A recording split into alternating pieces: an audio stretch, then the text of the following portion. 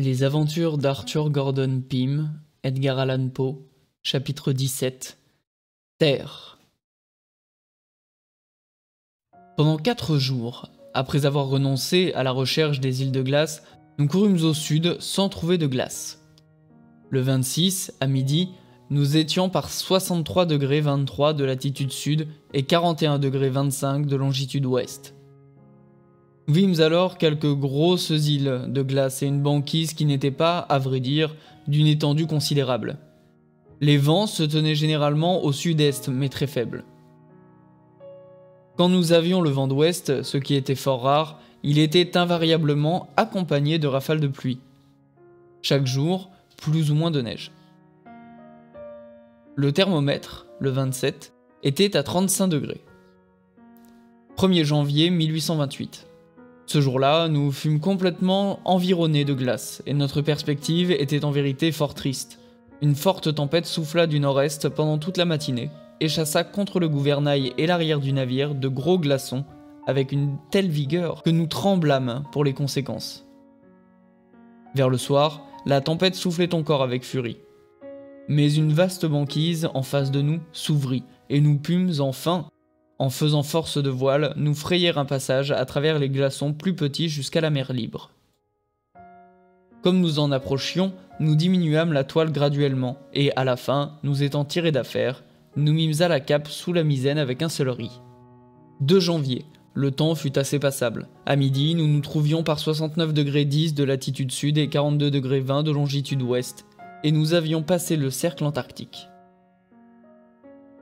Du côté du sud, nous n'apercevions que très peu de glace, bien que nous eussions derrière nous de vastes banquises. Nous fabriquâmes une espèce de sonde avec un grand pot de fer d'une contenance de 20 gallons et une ligne de 200 brasses. Nous trouvâmes le courant portant au sud avec une vitesse d'1/4 de mille à l'heure. La température de l'air était environ à 33, la déviation de l'aiguille de 14°28 vers l'est par azimut. 5 janvier. Nous nous sommes toujours avancés vers le sud sans trouver beaucoup d'obstacles. Ce matin, cependant, étant par 73°15 de latitude sud et 42°10 de longitude ouest, nous fîmes une nouvelle halte, devant une immense étendue de glace. Néanmoins, nous apercevions au-delà, vers le sud, la pleine mer, et nous étions persuadés que nous réussirions finalement à l'atteindre. Portant sur l'est et filant le long de la banquise, nous arrivâmes enfin à un passage, large d'1 mille à peu près, à travers lequel nous fîmes, tant bien que mal, notre route au coucher du soleil. La mer dans laquelle nous nous trouvâmes alors était chargée d'îlots de glace, mais non plus de vastes bancs, et nous allâmes hardiment de l'avant comme précédemment. Le froid ne semblait pas augmenter, bien que nous eussions fréquemment de la neige et de temps à autre des rafales de grêle d'une violence extrême. D'immenses troupes d'albatros ont passé ce jour-là au-dessus de la goélette, filant du sud-est au nord-ouest. 7 janvier. La mer, toujours à peu près libre et ouverte, en sorte que nous pûmes continuer notre route sans empêchement. Nous vîmes à l'ouest quelques banquises d'une grosseur inconcevable, et dans l'après-midi, nous passâmes très près d'une de ces masses dont le sommet ne s'élevait certainement pas de moins de 400 brasses au-dessus de l'océan. Elle avait probablement, à sa base, 3/4 de lieue de circuit, et par quelques crevasses sur ses flancs couraient des filets d'eau. Nous gardâmes cette espèce d'île en vue pendant 2 jours, et nous ne la perdîmes que dans un brouillard.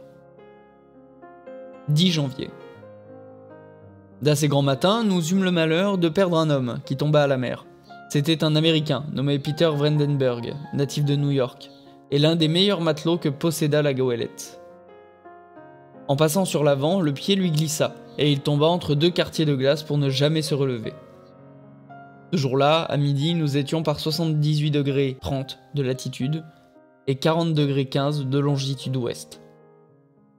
Le froid était maintenant excessif, et nous attrapions continuellement des rafales de grêle du nord-est. Nous vîmes encore dans cette direction quelques banquises énormes, et tout l'horizon, à l'est, semblait fermé par une région de glace élevant et superposant ces masses en amphithéâtre. Le soir, nous aperçûmes quelques blocs de bois flottant à la dérive, et au-dessus planait une immense quantité d'oiseaux, parmi lesquels se trouvaient des nélis, des pétrels, des albatros, et un gros oiseau bleu, du plus brillant plumage. La variation par azimut était alors un peu moins considérable que précédemment, lorsque nous avions traversé le cercle antarctique. 12 janvier. Notre passage vers le sud est redevenu une chose fort douteuse, car nous ne pouvions rien voir dans la direction du pôle qu'une banquise en apparence sans limite, adossée contre de véritables montagnes de glace dentelées, qui formaient des précipices sourcilleux, échelonnés les uns sur les autres. Nous avons porté à l'ouest jusqu'au 14, dans l'espérance de découvrir un passage. 14 janvier.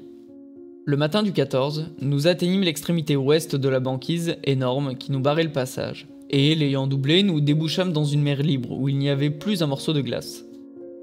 En sondant avec une ligne de 200 brasses, nous trouvâmes un courant portant au sud avec une vitesse d'un demi-mille par heure.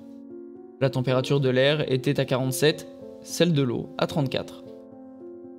Nous cinglâmes vers le sud, sans rencontrer aucun obstacle grave jusqu'au 16. À midi, nous étions par 81,21 de latitude et 42 degrés de longitude ouest. Nous jetâmes de nouveau la sonde et nous trouvâmes un courant portant toujours au sud avec une vitesse de 3/4 de mille par heure.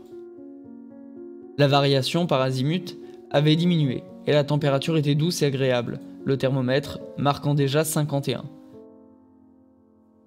À cette époque, on n'apercevait plus un morceau de glace. Personne à bord ne doutait plus de la possibilité d'atteindre le pôle. 17 janvier. Cette journée a été pleine d'incidents. D'innombrables bandes d'oiseaux passaient au-dessus de nous, se dirigeant vers le sud, et nous leur tirâmes quelques coups de fusil. L'un d'eux, une espèce de pélican, nous fournit une nourriture excellente. Vers le milieu du jour, l'homme de vigie découvrit par notre bossoir de bâbord un petit banc de glace et une espèce d'animal fort gros, qui semblait reposer dessus. Comme le temps était beau et presque calme, le capitaine Guy donna l'ordre d'amener 2 embarcations et d'aller voir ce que ce pouvait être. Dirk Peters et moi, nous accompagnâmes le second, dans le plus grand des 2 canots. En arrivant au banc de glace, nous vîmes qu'il était occupé par un ours gigantesque de l'espèce arctique, mais d'une dimension qui dépassait beaucoup celle du plus gros de ces animaux. Comme nous étions bien armés, nous n'hésitâmes pas à l'attaquer tout d'abord. Plusieurs coups de feu furent tirés rapidement, dont la plupart atteignirent évidemment l'animal à la tête et au corps. Toutefois, le monstre, sans s'en inquiéter autrement, se précipita de son bloc de glace et se mit à nager, les mâchoires ouvertes, vers l'embarcation où nous étions, moi et Peters. À cause de la confusion qui s'ensuivit parmi nous et de la tournure inattendue de l'aventure, personne n'avait pu apprêter immédiatement son second coup. Et l'ours avait positivement réussi à poser la moitié de sa masse énorme en travers de notre plat-bord et à saisir un de nos hommes par les reins, avant qu'on eût pris les mesures suffisantes pour le repousser. Dans cette extrémité, nous ne fûmes sauvés que par l'agilité et la promptitude de Peters. Sautant sur le dos de l'énorme bête, il lui enfonça derrière le cou la lame d'un couteau et atteignit du premier coup la moelle épinière. L'animal retomba dans la mer sans faire le moindre effort, inanimé, mais entraînant Peters dans sa chute et roulant sur lui. Celui-ci se releva bientôt. On lui jeta une corde et avant de remonter dans le canot, il attacha le corps de l'animal vaincu. Nous retournâmes en triomphe à la goélette, en remorquant notre trophée à la traîne. Cet ours, quand on le mesura, se trouva avoir 15 bons pieds dans sa plus grande longueur. Son poil était d'une blancheur parfaite, très rude et frisant très serré. Les yeux étaient d'un rouge de sang, plus gros que ceux de l'ours arctique. Le museau plus arrondi et ressemblant presque au museau d'un bulldog. La chair en était tendre, mais excessivement rance et sentant le poisson. Cependant, les hommes s'en régalèrent avec avidité, et la déclarèrent une nourriture excellente. À peine avions-nous hissé notre proie le long du bord que l'homme de vigie fit entendre le cri joyeux de « terre » par le bossoir de tribord. Tout le monde se tint alors sur le qui-vive, et, une brise s'étant très heureusement levée au nord-est, nous fûmes bientôt sur la côte. C'était un îlot bas et rocheux, d'une lieue environ de circonférence et complètement privé de végétation, à l'exception d'une espèce de raquette épineuse.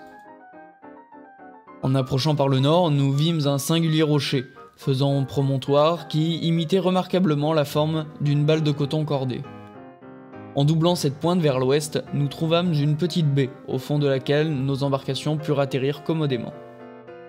Il ne nous fallut pas beaucoup de temps pour explorer toutes les parties de l'île, mais, à une seule exception près, nous n'y trouvâmes rien qui fût digne d'observation.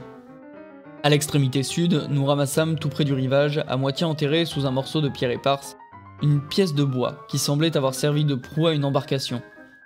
Il y avait eu évidemment quelque intention de sculpture, et le capitaine Guy crut y découvrir une figure de tortue, mais je dois avouer que, pour mon compte, la ressemblance ne me frappa que très médiocrement.